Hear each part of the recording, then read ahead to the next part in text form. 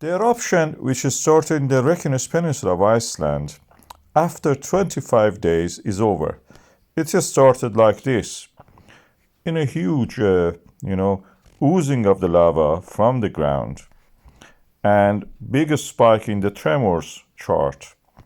But now, the activity seems to have dwindled and practically is non-existent anymore. We don't see any tremors due to this. The magma line and the tremors line practically are going down.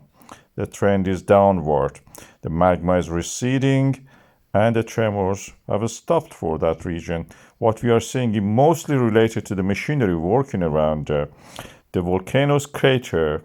This is the KayOne, has no evidence for any glowing lava or lava pool at the bottom of it. Just a tiny stream to the right, you can see there. This volcano seems is over, is finished.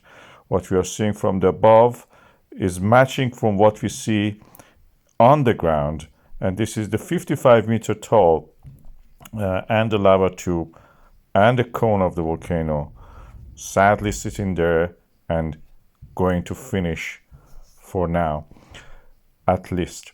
This is the last episode of it, when we trampled over the last lava flow by the bulldozer, practically, cooling down the last remaining stream of the lava, which invaded the Svartsengi geothermal power plant. The map of it was interesting. It crossed again over the KayOne crater from the previous eruption. This is the summary of the latest update by the Icelandic Meteorological Office.